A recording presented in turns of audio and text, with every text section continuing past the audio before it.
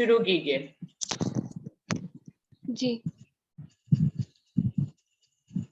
बोले श्री प्राणनाथ प्यारे की जय, धाम के धनी की जय। क्यों बरनो हक सूरत, अब लो कहीं ना किन। क्यों बरनो हक सूरत, अब लो कहीं ना किन। ये झूठी देह क्यों रही,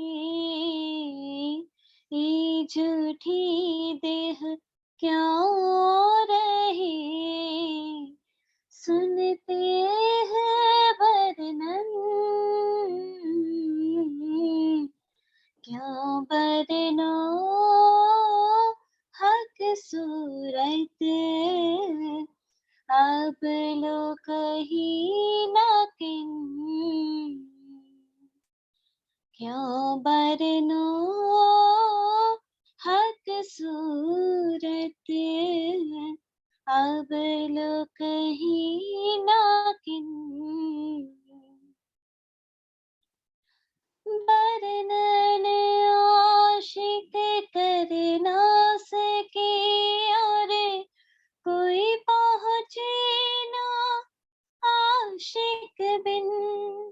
वर्णन आशिक कर ना सके और कोई पहुँचे ना आशिक बिन।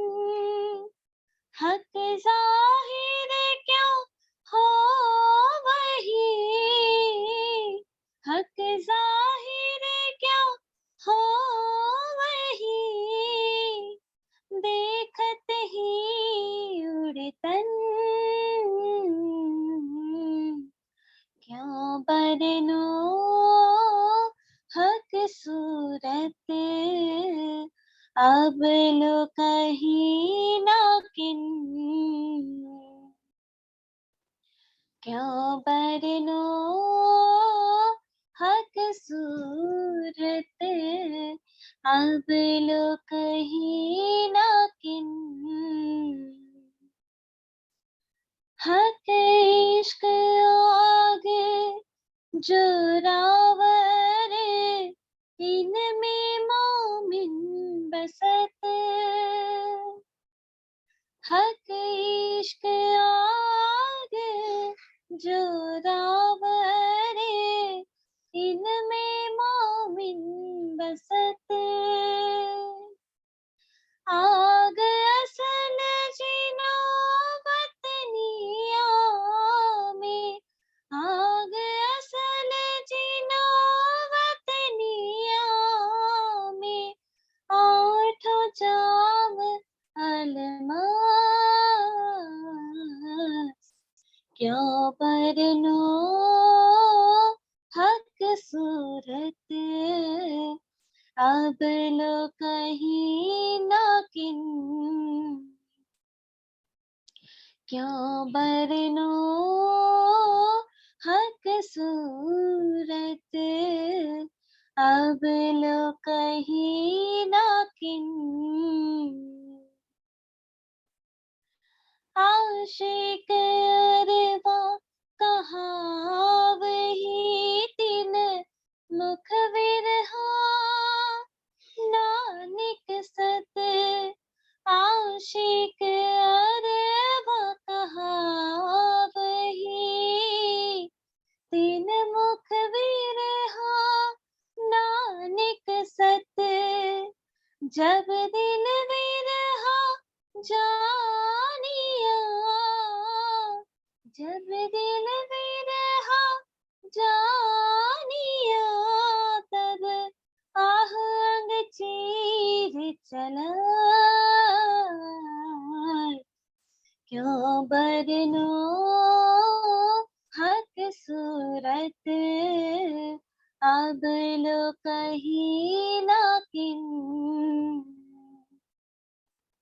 क्यों बरनूं हक सूरत, अब लो कहीं ना किन। महमत कहे मोमिनों पर, करे हासी हुक्मे, श्री महमत कहे मोमिनों पर, करे हासी हुक्मे, ना तो अरवाहित क्यों रहे, ना तो अरवाहित क्यों रहे, बेशक हुए हक से, क्यों बरनो हक सूरत, अब लो कहीं ना किन, क्यों बरनो हक सूरत, अब लो कहीं ना किन। ये झूठी देह क्यों रहे, ये झूठी देह क्यों रहे, सुनते हैं वर्णन, क्यों बरनो हक सूरत, अब लो कहीं ना किन, अब लो कहीं ना किन। बोले श्री प्राणनाथ प्यारे की जय, धाम के धनी की जय। प्रणाम जी। प्रणाम जी। धन्यवाद अपेक्षा। प्रणाम सभी सुंदर साथी को। प्रणाम जी।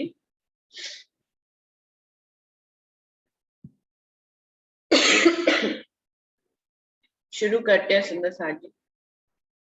प्रथम लागू दोई चरण को, धनिये न छुड़ाइयो खीन, लाख तली लालेड़िया, मेरे जीव के ही जीवन, इन पाँव तले पड़ी रहूं, धनी नजर खोलो बातून, पलना वालू निरखो नेत्रे, मेरे जीव के यही जीवन, मेरे जीव के यही जीवन। बोलिए श्री प्राणनाथ प्यारे की जय, बोलिए श्री सद्गुरु महाराज की जय।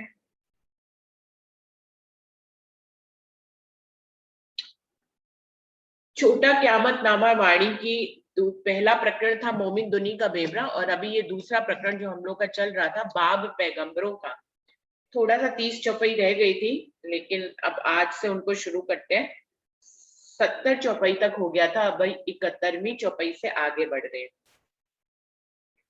इमाम इमामत उम्मत की करसी अर्श अजीम ऊपर ए होसी हयाती सिजदा, तब हुई तमाम फजर, जो अर्श से रूहें उतरी, तामे था रू अल्लाह सरदार, कया तुम पर रसूल भेजूंगा, हक के यों कॉल किया करार।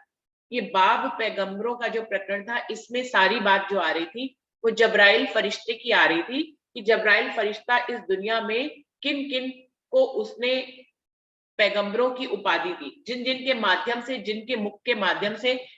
कहने वाला तो राज्य का जब्राइल जोश फरिश्ता ही था, लेकिन जिसके मुख से उच्चरित हुई वो वाणी जब्राइल के माध्यम से आई, उस मुख को, उस तन को पैगंबर कहा गया। तो पैगंबरों को दुनिया में जितनी भी गवाहियां राज्य महाराज अक्षरातीत पूर्ण पारब्रह्म के लिए आई, वो सब जो है जब्राइल के माध्यम से आई, और उन्हीं सभी को पैगंबर कहा गया। तो कह रहे हैं जो रूहें उतरी अर्श से, जो परम धाम से ब्रह्म सृष्टियां इस दुनिया में उतरी, तामे था रू अल्लाह सरदार, जिसमें रू अल्लाह शामा महारानी उनकी सरदार है। कया तुम पर रसूल भेजूंगा, हक के यों कॉल किया करार। और राजी महाराज ने जब परम धाम से इस खेल में रूहों को अपने हृदय के माध्यम से ला रहे थे, उनकी नजर को अपने दिल में टिका रहे थे और इस खेल की तरफ ला रहे थे, उस समय उन्होंने मूल मिलावे में ये उनसे वादा किया था कि मैं तुम्हें जगाने के लिए रसूल साहब को भेजूंगा और अपनी रूअल्लाह सरदार शामा मरानी को भेजूंगा जो तुम्हारी भी सरदार है। इनविद लिखा जाहिर पर किने न किया बयान, ए होए तिन्ही से जाहिर हक के जिन पर भेजा फरमान। रसूल साहब ने ये सारी बातें कुरान में जब्राइल के माध्यम से राजी महाराज ने रसूल साहब की वाणी में लिखवाई उनसे। इनविद लिखा जाहिर, बिल्कुल जाहिर लिखा है, इसमें कुछ भी छुपी हुई सी बात नहीं है, पर किने न किया बयान, लेकिन किसी ने भी उसके बारे में ज्यादा बयान करके नहीं बताया। सुंदर साथ जी, ऐसा तो था ही कि उनकी बातें कुरान में जो है वो गुज भेदों के रूप में और किस्सों के रूप में लिखी है, जिनको घटाना पड़ता है आज के युग में। लेकिन फिर भी क्या होता है, कई बार कई चीजें बहुत स्पष्ट भी लिखी होती है, फिर भी हम उन्हें समझ नहीं पाते। उसका कारण सिर्फ ये होता है, ये जो बार बार कह रहे हैं वाणी में, इनविद लिखा जाहिर, बिल्कुल जाहिरी, बिल्कुल स्पष्ट ढंग से कुरान में लिखा था, पर किने न किया बयान, लेकिन किसी की उस पर नजर नहीं पड़ी। ऐसी बहुत सी, मैं अगर अपने 30 साल के सफर को देखूं वाणी पढ़ने के, तो ऐसा बहुत बार हुआ, वाणी हमने मतलब हजारों बार शुरू से लेके अंत तक पढ़ी, उसका बहुत बार मंथन भी किया। तो आज भी कई बार ऐसा लगता है, ऐसी चौपाइयां पे ध्यान अब जाता है कि अरे उस समय तो आज से 15 साल पहले इस चौपाई पे ध्यान ही नहीं गया, तो वो हमारी नजरों के आगे से निकल जाती है, लेकिन हमारा ध्यान नहीं जाता है। और जब राज्य को ध्यान दिलवाना होता है तो वो उस पे आपकी नजर टिका देते हैं, उसका भेद आपके दिल में डाल देते हैं और आपको उसकी एक कोई लज्जत मिल जाती है, कोई कुछ बात आपको मिल जाती है, आप उसमें आनंदित हो जाते हैं। और उससे पहले वो चौपाई आपने हजारों बार आपकी नजर से निकल गई होती है, आपको उसकी लज्जत नहीं मिली हुई होती है, आपको उसका जो सार होता है जो वो नहीं निकला होता है। ऐसा हमारे साथ हजारों बार होता है कि आगे से चीजें निकल जाती हैं और हम उनको नहीं देख पाते हैं। और जिस दिन धनी चाहते हैं उस दिन उसी चीज पे उसी पे आपकी नजर टिका देते हैं और आप उसकी लज्जत ले लेते हैं। ऐसे दुनिया में भी होता है, दुनिया में बहुत सी ऐसी चीजें हैं, बहुत सी ऐसी सुंदरताएं हैं जो आपके चारों तरफ होती हैं और आपको उससे कोई फर्क नहीं पड़ता, लेकिन एक दिन उस पर नजर टिक जाती है और आपको उससे आनंदित हो जाते हैं, आप उससे लज्जत ले लेते हैं। तो ये धनी की इन्हीं सब बातों से पता लगता है कि हम तो यहाँ कुछ है ही नहीं, जो कुछ है वो धनी का हुक्म ही है। वो जब चाहे किसी पे नजर टिका दे और हमें लज्जत दे दे, और कभी लज्जत ना देनी हो तो सुंदर साथ जी उस पे आपकी हजारों बार नजर जाए लेकिन आपको कोई लज्जत ना मिले। तो ऐसा हम अपने जीवन में अनेकों अनेकों बार महसूस करते हैं। वही लिखा है, इनविद लिखा जाहिर पर किने न किया बयान, बिल्कुल स्पष्ट लिखा हुआ था कुरान में, लेकिन किसी ने भी उसके बारे में बयान ना तो उसको पढ़ा और ना ही किसी को बयान करके बताया। ए होए तिन्ही से जाहिर हक के जिन पर भेजा फरमान, उनसे तो सिर्फ इसलिए नहीं हुआ क्योंकि राजी महाराज ने ये अपने मन में सोच ही रखा था कि इस खेल में ये उन्हीं से जाहिर कराएंगे जिनके लिए ये फरमान भेजा, ब्रह्म शिष्यों से जाहिर कराएंगे क्योंकि उन्हीं के ऊपर ये फरमान भेजा गया है। तो कुरान को पढ़ने वाले जितने भी मौलवी हुए, उन सब के आंखों के सामने से ये जाहिर लिखी बातें निकल गई, लेकिन वो इसका बयान नहीं कर पाए। खिताब रसूली मोहम्मद पर तमामी आखिरी मेहंदी किताब, एले इलम आखिरी हक का मोहम्मद मेहदी खोले किताब। वो कह रहे हैं कि रसूल साहब के ऊपर, मोहम्मद साहब के ऊपर ही ये खिताब था और आखिरुल ज़मा इमाम मेहदी के ऊपर ये खिताब था कि वही आकर सारे भेदों को खोलकर कयामत को जाहिर करेंगे और सारी बातें खत्म कर देंगे। एले इलम आखिरी हक का मोहम्मद मेहदी खोले किताब, क्यों वही हुआ जो कुरान में लिखा था, जो राजी महाराज ने अपने दिल में पहले से ही धारण कर रखा था कि इस खेल में कुरान को भेजूंगा और फिर उस कुरान को इमाम मेहदी अपनी हक की सूरत से खुलवाऊंगा। तो वही हुआ। एले इलम आखिरी, ये तारतम वाणी के इलम को लेकर मोहम्मद मेहदी ने ही इस कुरान की किताब को खोलकर हमें बताया। फुरमान हक के लिख भेजा, दिया हाथ रसूल के, रू अल्लाह पर भेजिया किन खबर न पाइए। राजी महाराज ने अपना फुरमान भेजा कुरान के माध्यम से रसूल साहब के हाथ में, और रू अल्लाह के ऊपर भेजा, शामा मरानी के ऊपर भेजा, उनकी रूहों के ऊपर भेजा। किन खबर ना पाई है, लेकिन ये खबर किसी को भी नहीं पड़ी।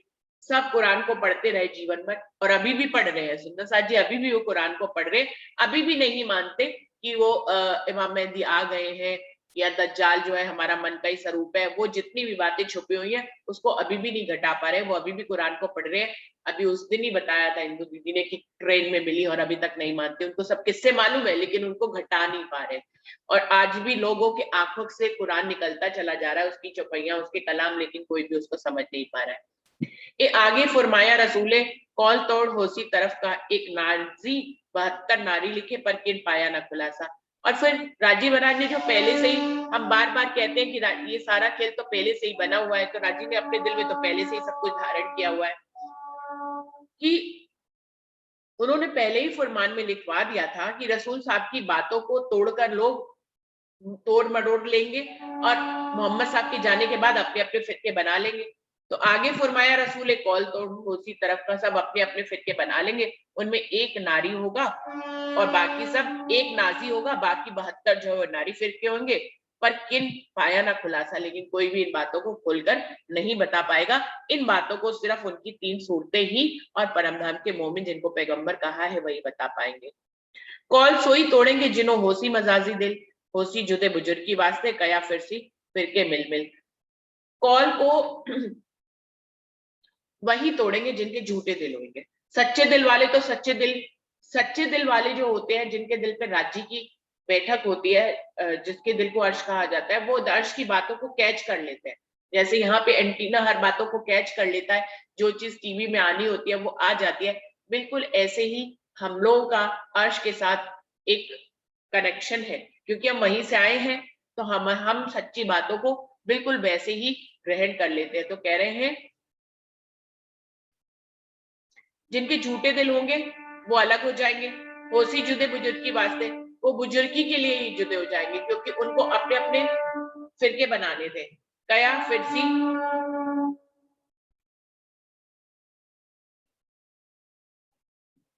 फिरसी फिरके मिल मिल, जहर लिख्या मिसकात में, मैं डरो पिछले इमामों से, गुमराह करसी दुनी को ऐसे बुजुर्ग होती आते में। मोहम्मद साहब ने मिसकात किताब में स्पष्ट लिखा है कि मैं इमामों से, अगुओं से डरता हूँ, क्योंकि वही सारी दुनिया को गुमराह कर देंगे। ऐसे बुजरक होसी, इतने बुजरक होंगे अपनी बुजुर्गी के लिए, वो दुनिया को गलत गलत संदेश देंगे। बातों को जो भी कलामों में लिखा है, अल्लाह के कलामों में, उसको तोड़ मरोड़ के अपने हिसाब से कर लेंगे। सुंदर साहब जी, आज भी हमसे शायद कभी ऐसी चतुराई होती हो, लेकिन अब हमें अपने आप को खुद से देखना है कि राज्य की वाणी की चौपाइयों को मैंने देखा बहुत सारे अर्थ हो गए हैं, है ना। अगर हम टीका पढ़े तो बहुत सारे टीका है, उनमें कुछ कुछ वाणी की ऐसी चौपाइयां हैं जिन चौपाइयों में हर टीके में कुछ अलग ढंग से लिखा हुआ है। तो या तो हमारी बुद्धि इतनी खुली हुई हो कि हम सब अर्थों को समझ सकें, वरना मैं ऐसा मानती हूँ कि मूल राज्य स्वरूप साहब और मूल बीतक साहब अर्थों के ऊपर ना जाकर भी हम रोज चौपाई क्या कह रही है सिर्फ उसी में ही को ग्रहण करें तो ज्यादा बेहतर होता है। विचार सबके जानने चाहिए, लेकिन राज्य आपके दिल से क्या गवाही दे रहे हैं।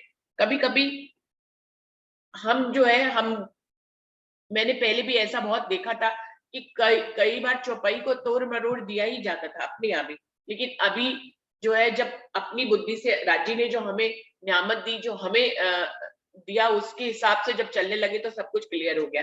तो ऐसा होता ही है कि उन्होंने कहा कि ऐसे इमामों से मैं डरता हूं जो कि जो है अल्लाह के कलामों को तोड़ मरोड़ कर दुनिया को अलग अपनी राह पे ले जाएंगे और अपने को बुजरक दिखाएंगे।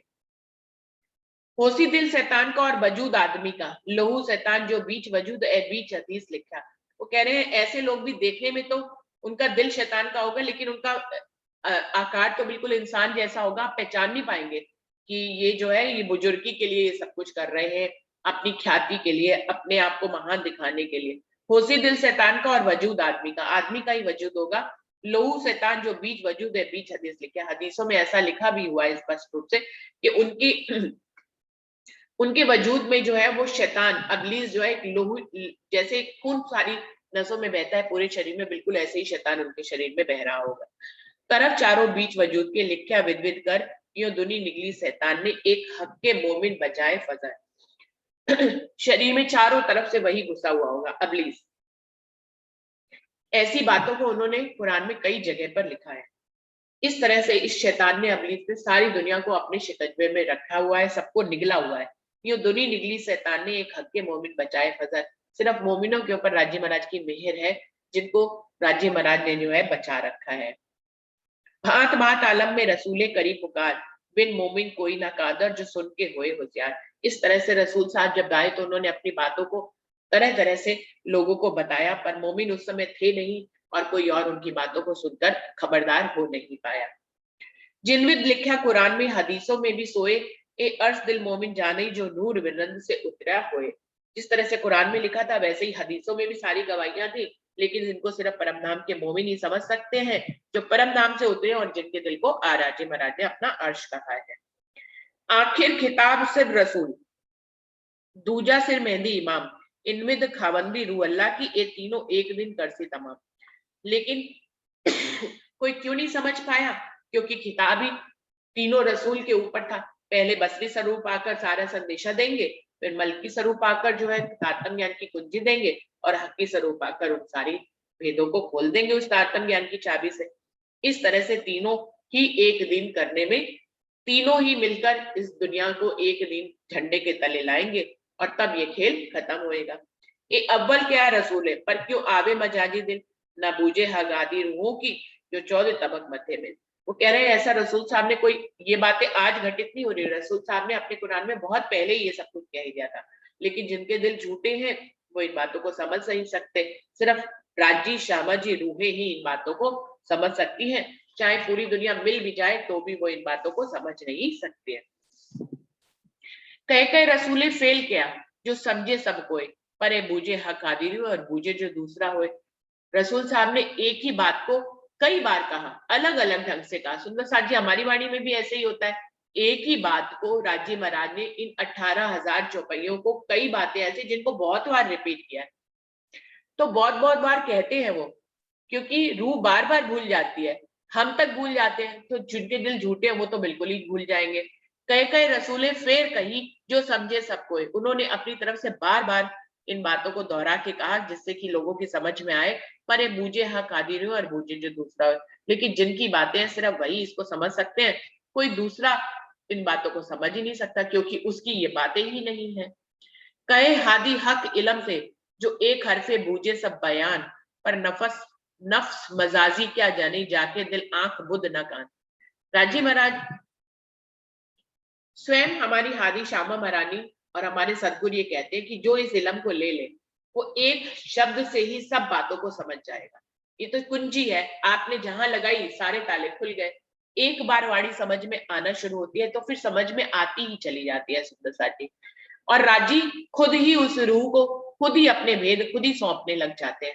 ऐसा मेरा अनुभव है। जो अपना दिल देता है, अपना तन मन धन इस वाणी को देता है, इसका मंथन करता है, और वाणी को ही सर्वोपरि उसके दिल में स्थान होता है, और वो कहता है कि भाई भाई इस वाणी के बिना तो मैं कुछ और मानती ही नहीं हूँ, तो निश्चय ही राज्य उसको अपने भेद खुद ब खुद निकाल कर देने लग जाते हैं। ये हर रूह महसूस कर सकते हैं इस जीवन में, जो इस वाणी से जुड़ी हुई होती है। ऐसा मेरा मानना है।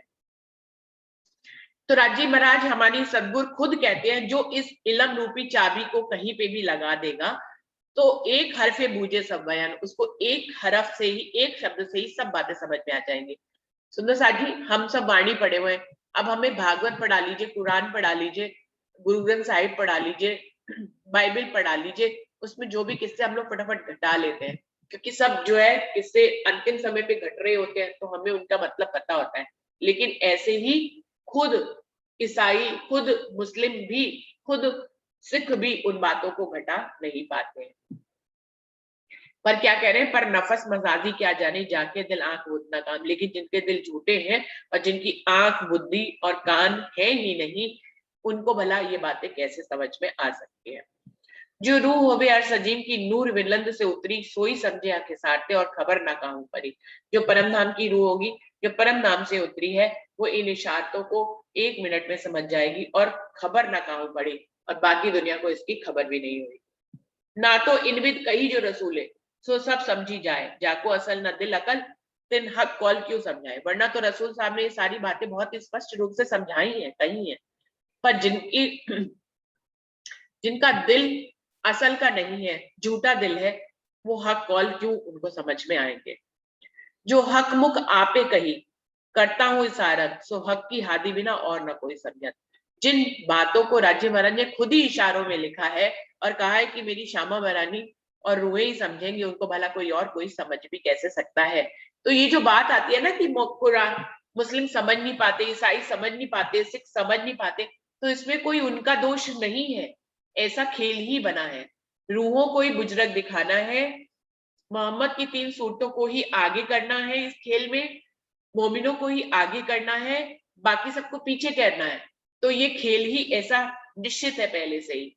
जैसे फिल्म में एक हीरो होता है और एक विलन होता है, तो हीरो को आगे किया जाता है, विलन को पीछे किया जाता है।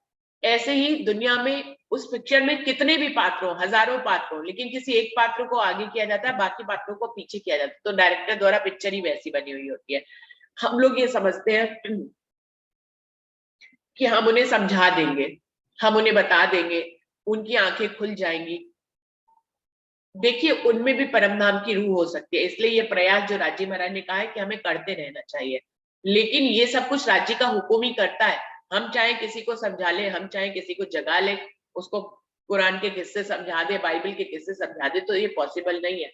राज्य महाराज का हुक्म होता है, वही उस रूह से कहलवाते हैं। जहाँ सामने कोई रूह बैठी हुई होती है, उसके दिल में कुछ डालना होता है, तो राज्य खुद ही हमसे हुक्म ऐसा करवाते हैं कि हम वो काम कर पाते हैं। इस साथ जी समझ जाना चाहिए कि हम कहीं नहीं है, सब जगह सिर्फ राज्य है।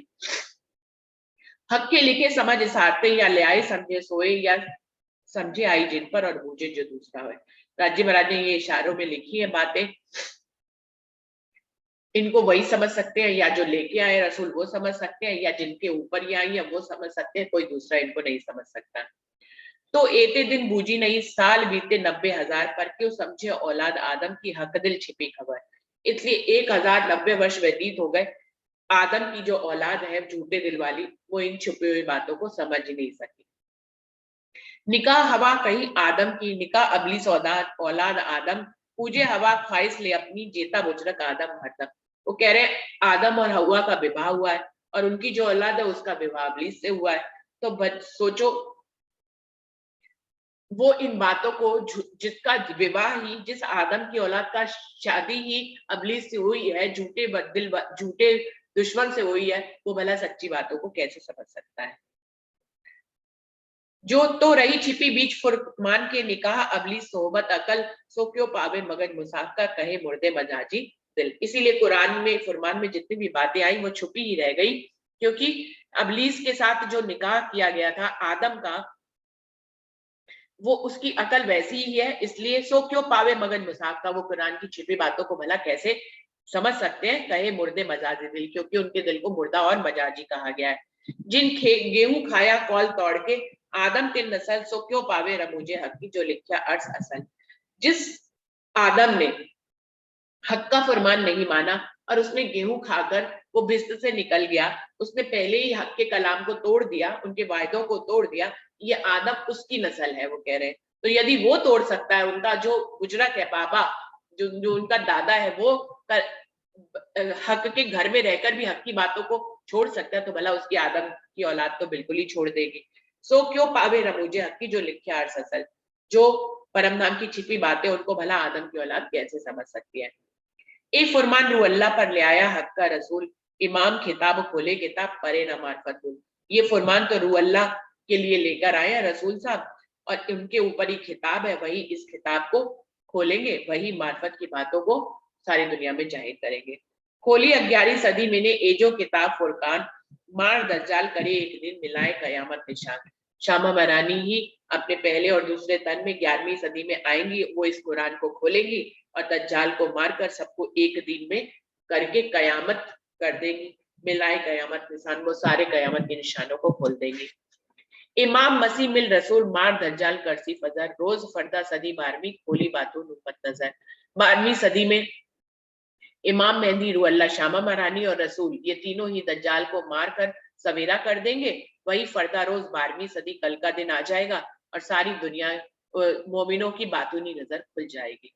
काफर कौल क्यामत के थे, जानते थे झूठ कर, सो सरत मोहम्मद की सतुई 11वीं सदी आखिर। काफर लोग जो है इस कयामत के निशानों को समझते नहीं थे और इनको झूठ समझते थे। वो शरत जो मोहम्मद ने करी थी वो 11वीं सदी में आखिर में आकर पूरी हो गई। कोई एक कौल मोहम्मद का हुआ ना चल विचल, पर क्यों बूझे औलाद आदम की जिनकी अबलीस नस्ल। वो कह रहे मोहम्मद साहब ने जितने भी शब्द कहे थे उसमें एक भी इधर से उधर नहीं हुआ, सब पूरे हुए हैं। लेकिन औलाद आदम की औलाद जो झूठे दिल वाली है, अबलीस की जो नस्ल है, वो भला इन बातों को क्यों समझ सकती है। सांचे कौल मोहम्मद के फिर वल्ले सब पर, जो कछु कया सो सब हुआ, पर समझे नहीं कापर। मोहम्मद साहब तो सच्चे शब्द लेकर आए थे, उनके शब्द तो सब जगह अब जाहिर हो ही रहे हैं, पर जिनके दिल झूठे हैं वो इन बातों को नहीं समझ सकते हैं। दीदार हुआ मुर्दे उठे आए हक इलम, बिस्त दोजख कही क्यों हुई क्या हिसाब चलाए हुक्म। मोहम्मद साहब ने जो कुछ भी कहा था कि मुर्दे कब्रों से उठेंगे, तो आज हमारे इस तन रूपी मुर्दे से जो है हमारी आत्म जागृत हो रही है, तो हमारे मुर्दे जो है कब्रों से उठ रहे हैं। सबको हक का दीदार होगा, सब हजूरी सिजदा बजा रहे हैं, सबको इलम मिलेगा, तो सबको इलम मिल रहा है, और सारी दुनिया को भिस्त मिलेगी, वो मिल जाएगी। सबको किसी को दोजख की अग्नि में जलना पड़ेगा, वो भी हुआ होगा, क्या हिसाब चलाए हुक्म। इस प्रकार मोहम्मद साहब ने जो भी बातें कही वो सब जाहिर हो रही हैं। कोल केतिक आए मिले और केतिक है मिलने, भूले परे न किसी कौल की रसूले कयातिन में। कुछ मोहम्मद के कौल पूरे हो चुके हैं, कुछ पूरे होने वाले हैं, किसी भी कौल में किसी कोई भी भूल पड़ने वाली नहीं है। रसूल साहब जो कह गए वो सब होने वाला है, कुछ हो चुका है और कुछ हो जाएगा। निशान मिले सब बातून, अब जाहिर होसी सब, दाब तूल अर्ज काफरो शामु करसी सब। सारे निशान जो बातूनी रूप में लिखे थे कयामत के, वो सब पूरे होने जा रहे हैं, वो सब जाहिर हो गए हैं। दाबतुल अर्ज नामक जानवर की पहचान हो गई है, काफिरों की पहचान हो गई है, सबके मुंह काले हो रहे हैं, और जिनको उजला होना है वो उजले हो रहे हैं। तब खोले मगज मुसाफ के द्वार हकीकत मार्फत, यही दिन उगे होसी जाहिर देखसी दुनी क़यामत। जब कुरान के छिपे भेद खुल जाएंगे, हकीकत और मार्फत की पहचान हो जाएगी, तभी वो दिन सवेरे का दिन हो जाएगा। सारी दुनिया उस कयामत के निशानों को स्पष्ट रूप से देखेगी। मोहम्मद कहे मोमिनो जिन जागी भूलो कोय, राह अर्श इश्क न छोड़ियो, जो शोभा लीजिए ठौर दोए। श्री मोहम्मद जी हम मोमिनों को कह रही है, परम नाम के मोमिनो, तुम जाग के अब फिर न भूल जाना, जाग गए हो तो जागे ही रहना। राह अर्श इश्क ना छोड़ियो, अपनी जो परम धाम की तरफ इश्क की राह पे जो चलना तुम्हें तुम्हारे हादी ने बताया है, राह अर्श इश्क ना छोड़ियो, परम धाम की राह जो कि इश्क से पाई जा सकती है, उस पे चलना मत छोड़ना। जो शोभा लिए ठौर दोए, जिससे कि तुम्हें दोनों जगह शोभा मिल सके, परम धाम में भी और दुनिया में भी। जगह जगह हमको भेद करके राजी बताते भी है कि परम धाम और दुनिया दोनों, इसको दो ठौर कहते हैं। लेकिन ये दो ठौर अगली चौपाइयों में एक ठौर भी कर देते हैं। इन्हीं खास कुछ बातों को हमें समझना है कि किस प्रकार दो ठौर कहते हैं और किस प्रकार एक ठौर कहते हैं राज्य महाराज। तो इस प्रकार से कह रहे हैं दोनों जगह तुम्हें शोभा लेनी है इश्क की राह से। एक जगह तुम इश्क में ही थे और एक जगह अब तुम्हें इश्क लेना है, तो इस प्रकार से तुम्हें दोनों ठिकानों पर शोभा लेनी है। यहीं पे प्रकरण ये खत्म होता है और छोटा क़यामत नामा भी यहाँ पर खत्म हो जाता है। परसों से सुंदर साथ जी बड़ा क़यामत नामा शुरू करेंगे। हम अंत की तरफ बढ़ ही रहे हैं, तो यहाँ पर चौपाई को दोहरा देते हैं। श्री महामती कहे ए मोमिनो जिन जागी भूलो होए, रहा अर्श इश्क ना छोड़ियो, जो शोभा लीजिए ठौर दोए, जो शोभा ठौर दोए। बोलिए श्री प्राणनाथ प्यारे की जय, बोलिए श्री सद्गुरु महाराज की जय, सर्व सुंदर साथ की जय। प्रकरण 2 चौपाई 217 प्रकरण तथा चौपाइयों का संपूर्ण संकलन, प्रकरण 503 चौपाई 18,227 छोटा क़यामत नामा। अभी बड़े क़यामत नामे पे आगे बढ़ेंगे सुंदर साथ जी, तो यहीं पे ही आगे बढ़ते हैं। 1 ही सेकंड का टाइम रह गया है, हम लोग दूसरी बैठक के लिए आगे बढ़ते हैं।